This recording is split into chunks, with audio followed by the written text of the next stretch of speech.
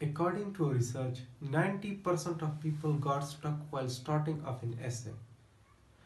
Aspirant, today we are going to discuss the main concerns of the student, like how to start an essay and what is the recommended structure of an essay.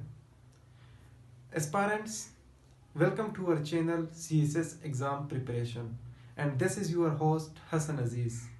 So चलते हैं अपने video की तरफ। Aspirant, सबसे पहले ऐसे के अंदर जिससे हम शुरुआत करते हैं वो होती है इंट्रोडक्शन पैराग्राफ। अब बहुत सारे एस्पायरेंट का ये कंसर्न होता है कि हम ऐसे लिखने बैठ जाते हैं तो हमारा माइंड बिल्कुल ब्लैंक हो जाता है, हमें कुछ समझ नहीं आता कि हमने शुरुआत किस तरीके से करनी है। तो अगर हम ऐसे की इंट्रोडक्शन पैराग्राफ की अगर हम स्ट्रक्चर को हम अंडरस्टैंड कर ले तो ये प्रॉब्लम हमारा वहीं पे ही सॉल्व हो जाता है। अब स्ट्रक्चर को हम देखते हैं तो उससे हमारा जो क्यूरीज है वो बहुत ज्यादा मतलब सॉल्व हो जाएगी। सबसे पहले हम देखते हैं स्ट्रक्चर के अंदर जिससे हम शुरुआत करते हैं वो होती है ओपनिंग स्टेटमेंट। अब ओपनिंग स्टेटमेंट हमारा 6 सेंटेंसेस का होता है। ये वो सेंटेंसेस होते हैं जिससे हम स्टार्ट करते हैं ऐसे को। अब वो सेंटेंसेस किस तरह के होने चाहिए? सबसे पहले ओपनिंग स्टेटमेंट के अंदर आता है हुक्म। अब ये ओपनिंग स्टेटमेंट का जो ऑब्जेक्टिव होता है ना, वो ऑब्जेक्टिव होता है to build the interest of the examiner और रीडर। जो भी हमारा ऐसे को पढ़े, जो हमारा एग्जामिनर है जो उसको चेक करे, उसका हमने यहाँ पर इंटरेस्ट बिल्ड करना है। अपने ऐसे के अंदर उसका इंटरेस्ट बिल्ड करना है। वो किस तरह करते हैं हम? हुक के जरिए। अब हुक क्या होता है? हुक हमारे पास कोई भी जनरल सेइंग होती है, यानी कोई भी कोटेशन होती है, किसी भी टॉपिक का बैकग्राउंड होता है, किसी भी टॉपिक के रिलेटेड कोई स्टोरी होती है। तो इन चीजों को अगर हम लिखते हैं तो वो हम हुक में लिखते हैं, यानी फर्स्ट 2 to 3 सेंटेंसेस में उसको हम लिखते हैं। फिर उसके बाद उसी ओपनिंग सेंटेंस का दूसरा पार्ट होता है जनरल स्टेटमेंट। अब जनरल स्टेटमेंट के अंदर फॉर एग्जांपल हमारी जो ऐसे है वो है ओवर पॉपुलेशन के हवाले से। तो ओवर पॉपुलेशन को हम थोड़ा सा डिफाइन करेंगे, उसको डिस्क्राइब करेंगे, थोड़ा सा एक्सप्लेन करेंगे हम। अब वो एक्सप्लेनेशन हिस्टोरिकली भी हो सकता है, हम डिफिनीशन भी कर सकते हैं, और हम मुख्तलिफ जो एक्सपर्ट्स है ओवर पॉपुलेशन के या यूएन के जो डिफिनीशन है, या ऑब्वियसली हम पाकिस्तान में ये कम्पिटिटिव एग्जाम दे रहे हैं तो पाकिस्तान की जो डिफिनीशन है वो उसको हम एज अ स्टैंडर्ड ले सकते हैं, वो हम यहाँ पर पुट कर सकते हैं। ये है हमारे पास ओपनिंग स्टेटमेंट, ये हमने इस तरह बिल्ड करना है। अब स्टूडेंट, सेकंड एडिशनल स्टेटमेंट में हमने क्या करना है? एडिशनल स्टेटमेंट के अंदर, अब ओपनिंग स्टेटमेंट के अंदर हमने क्या किया? हमने जो इंटरेस्ट होता है, जो इंटरेस्ट होता है एग्जामिनर का, वो हमने बिल्ड कर दिया। अब एडिशनल स्टेटमेंट का जो पर्पस होता है, जो ऑब्जेक्टिव होता है, वो ये होता है कि यहाँ पर हमने जो राइटर की जो पोजीशन होती है या राइटर का जो ओपिनियन होता है वो हमने डालना है एडिशनल स्टेटमेंट के अंदर। यानी हमने क्या करना है, राइटर का ओपिनियन है, उसका जो भी स्टांस है, ये जो इसके जो भी आइडियाज है वो हमने यहाँ पर पुट करना है। अब फॉर एग्जांपल मैं आपको एक एग्जांपल के साथ समझाता हूँ। इसको हम बिल्डिंग सेंटेंस भी कहते हैं, यानी हम अपने इंट्रोडक्शन को यहाँ से बिल्ड करते हैं। ठीक है, अब मैं आपको एक एग्जांपल के साथ इसको फर्दर थोड़ा सा डिबंक करता हूँ, स्ट्रक्चर को डिवाइड करता हूँ। इसके अंदर हमारे पास दो स्ट्रक्चर आते हैं, एक होता है प्राइमरी स्टेटमेंट, दूसरा होता है हमारे पास सेकेंडरी स्टेटमेंट। फॉर एग्जांपल हमारे पास एक टॉपिक है over population causes and consequences। हमारे पास ये टॉपिक है over population causes and consequences। अब इसको हमने प्राइमरी स्टेटमेंट या सेकेंडरी स्टेटमेंट के अंदर किस तरह लिखना है? इसके अंदर जो चीज है causes and consequences, ये किया, ये हमने लिखना है प्राइमरी स्टेटमेंट के अंदर। अब ये प्राइमरी स्टेटमेंट को देखो, मैंने यहाँ पर ये डिफिनीशन उसकी लिखी है, it includes what is asked by the examiner.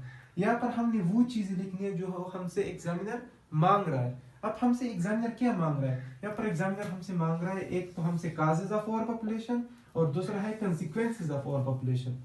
तो यहाँ पर हमने पहले 2-3 काजेस को हमने लिखना है जो इंपॉर्टेंट है हमारे निस्बत, वो इंपॉर्टेंट है तो वो हमने यहाँ पर लिखने हैं, और दूसरे हमने कंसिक्वेंसेस को यहाँ पर इसके अंदर लिखने हैं। 2-3 जो मेन कंसिक्वेंसेस है उसको हमने प्राइमरी स्टेटमेंट के अंदर लिखना है।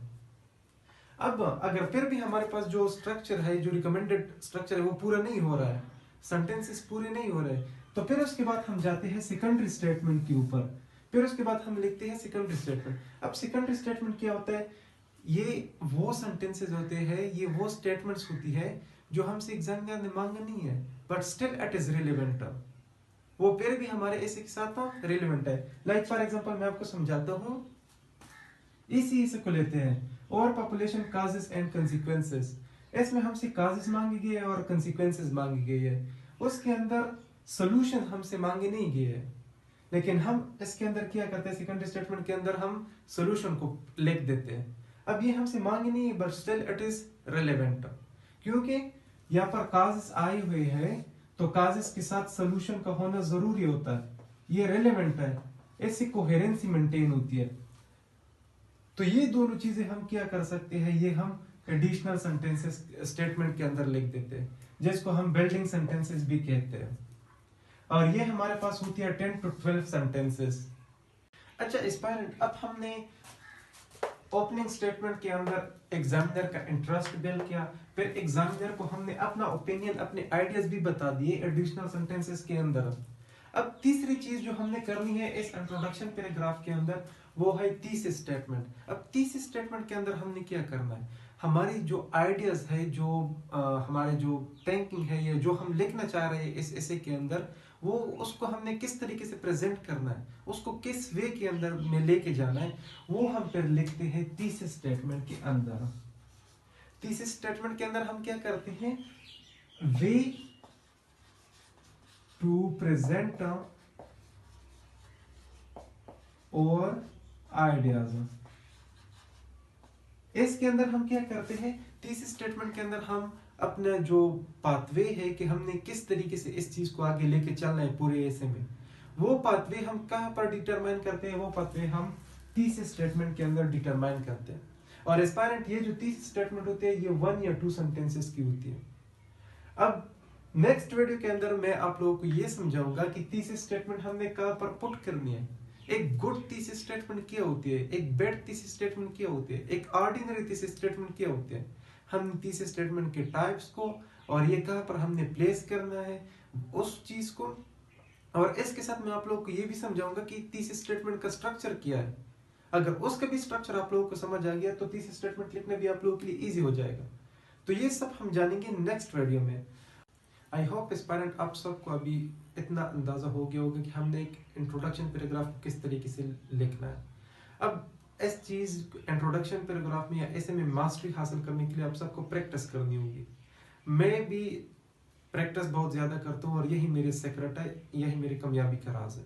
ये एस्पायरेंट्स, अगर आप लोगों को ये वीडियो अच्छी लगी है, हेल्पफुल हुए आप लोगों के लिए, तो फिर अपने दोस्तों के साथ और जितने भी ऐसे स्टूडेंट्स हैं जो कि एस्पायरेंट है किसी भी कॉम्पिटिटिव एग्जाम के, तो उनके साथ शेयर कीजिए, लाइक कीजिए और सब्सक्राइब कीजिए। Thank you so much. अल्लाह हाफिज़।